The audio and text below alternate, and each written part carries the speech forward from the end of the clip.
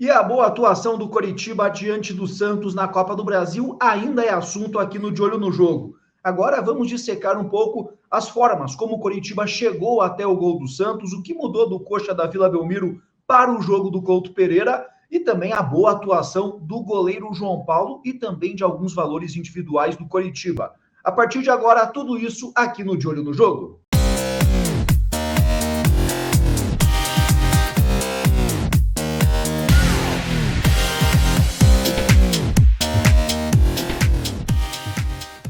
Logo de cara fica já o pedido para você participar aqui no De Olho no Jogo, se inscrever no canal, deixar o seu like, comentar como que você analisou aí esse Coritiba e Santos na quarta-feira. E se você quiser participar ainda mais aqui do canal, agora tem a opção para ser membro, tem 2 planos, 2 modalidades, basta clicar no botão azul que fica aqui embaixo disponibilizado para entender os planos aí que tem, as modalidades que tem para ser membro aqui do De Olho no Jogo. Para falar de Coritiba e Santos, mas especificamente o jeito que o Coritiba jogou na quarta-feira, estou aqui com o Guilherme de Paula.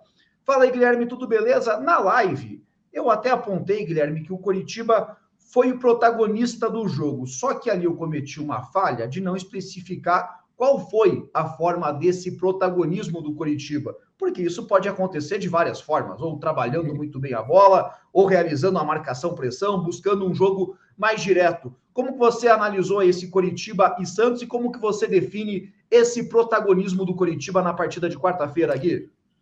Tudo bem, Piva? Um abraço para todo mundo que está acompanhando a gente. E essa é a ideia do vídeo, né? Mostrar realmente os caminhos que levaram o Coritiba a massacrar o Santos. É que foi um massacre de 1-0, mas foi um massacre, sem dúvida nenhuma. Ô, Piva, eu classificaria da seguinte forma: o Coritiba, na minha opinião, foi um time completo. Isso que me chamou mais atenção, porque ele marcou adiantado o Santos, pressionou a saída de bola, ele teve contra-ataque, né? O gol foi de contra-ataque. Ele teve bola parada, foram pelo menos 2 oportunidades de bola parada, e ele teve também a capacidade de desorganizar o Santos através da posse de bola, o que nem é tanto uma face, né, desse time do Morínigo, mas ela apareceu. Então foi uma atuação completa. Acho que esse é o destaque principal. O segundo, e a gente vai mostrar em alguns lances isso, foi a capacidade do Morínigo e do Biro de transformar a parte mais forte do Santos no elo fraco. O Ângelo virou o ponto fraco do Santos. Isso me impressionou muito. E a gente vai poder mostrar aqui em detalhes no canal, Piva.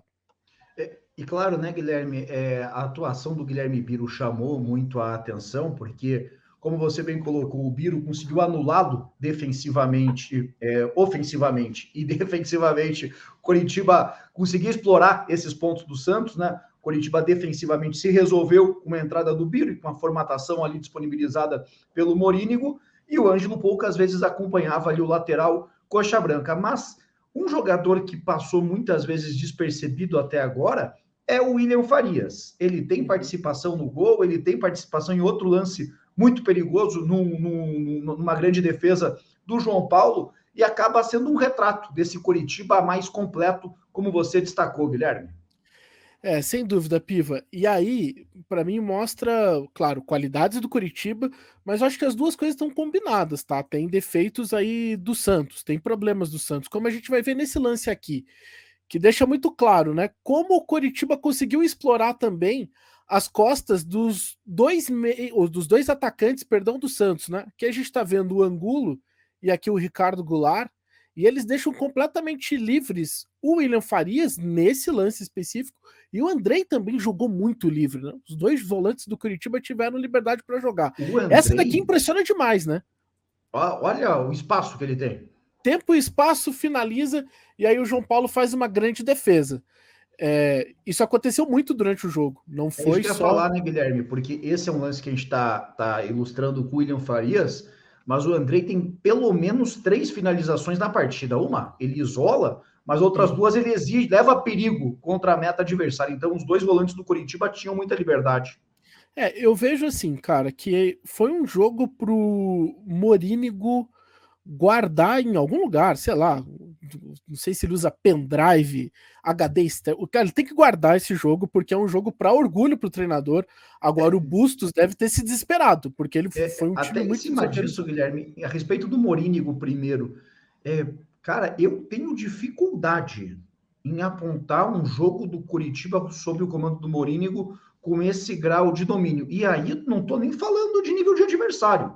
Estou falando no geral mesmo, né? Não, foi absoluto, porque mesmo no segundo tempo, que muda um pouquinho a característica, né? O próprio Morínigo disse que entregou um pouquinho mais a bola para o Santos, mas o segundo gol do Coritiba esteve muito mais próximo do que o gol do Santos. O Santos teve aquele cabeceio do Ricardo Goulart perigoso, o do segundo tempo, né? Teve um no primeiro tempo também, mas foi só isso. O Coritiba criou muitas oportunidades e teve muito cenário do contra-ataque, que aliás foi um outro ponto do jogo também, né, Piva?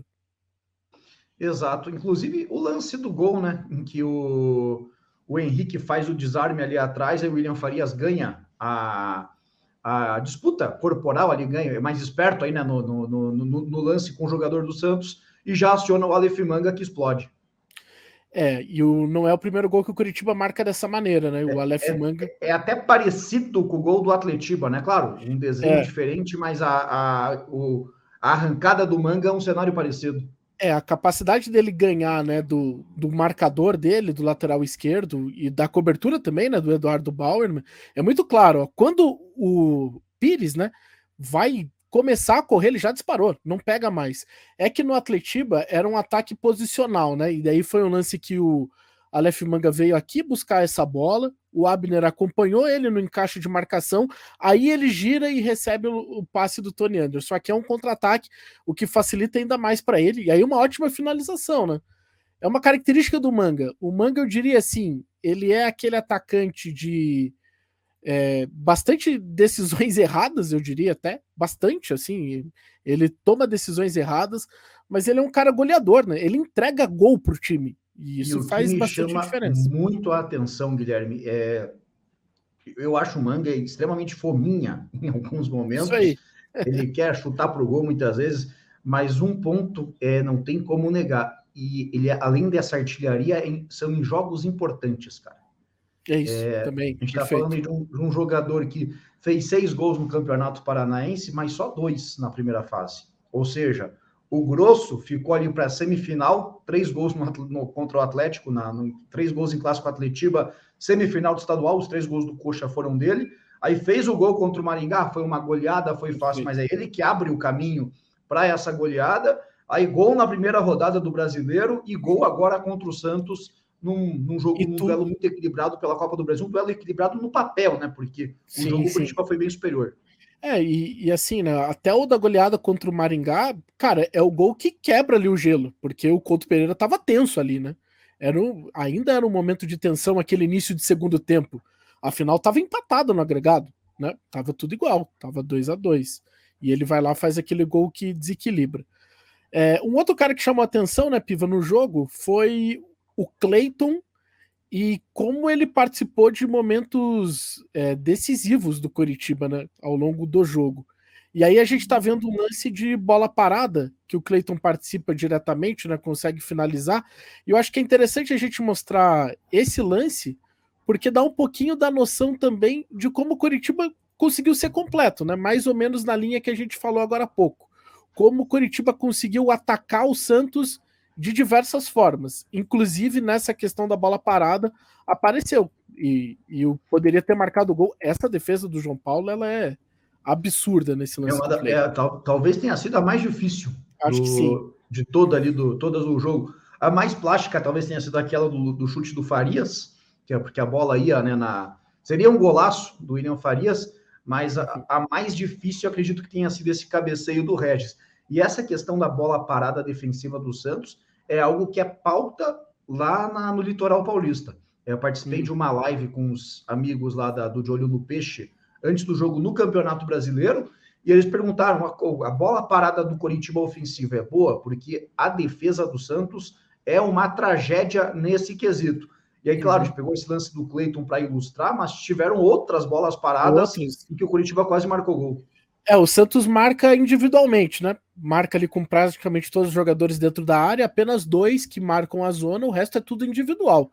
E o Coritiba atropelou individualmente. Agora, Piva, a gente vai, o que na minha opinião a gente vai mostrar a partir de agora, o que foi a grande superioridade do Coritiba no jogo. Primeiro porque aí mostra o Biro vencendo o duelo com o Ângelo, que é importante. E esse é o primeiro duelo.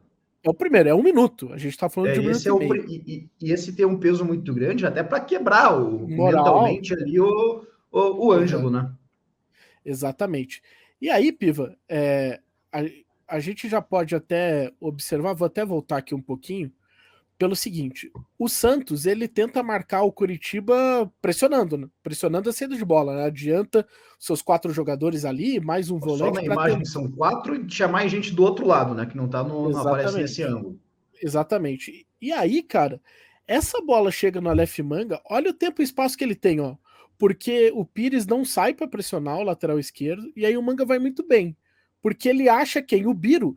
E o Biro sozinho. Por isso que eu falo, a estratégia do Morínigo e a atuação do Biro transformaram o que é o ponto mais forte do Santos no elo fraco. Olha a liberdade que tem o Biro, completamente sozinho. E aí o Santos tá completamente desequilibrado. E daí o Regis vai muito bem, e o Cleiton aqui também, né? Vai bem demais, consegue ganhar mais um duelo do Bauer e finalizar, e também é uma defesaça do João Paulo. Então esse dá um pouquinho, e daí na sobra ainda tem esse chute do Biro. Ele dá um pouquinho da noção de como o Coritiba conseguiu manipular a marcação, né, da equipe do Santos, porque o Ângelo, ele não marcou o Biro. Não marcou, em nenhum momento. Foi o momento, foi ali o jogo em que o Biro conseguiu tomar conta da partida defensivamente e ofensivamente. O Ângelo pouco produziu e não marcava. Aí passou a ser esse problema da equipe paulista. Sem dúvida. Aí um outro lance, cara, que é um dos mais interessantes da partida também. A gente já tá conseguindo acompanhar. De novo, né? O Santos sai para pressionar o Coritiba, de novo. A gente pode ver aqui, ó, a linha dos 2 atacantes, né? Ricardo Goulart e Angulo, tentando pressionar os 2 zagueiros do Coritiba.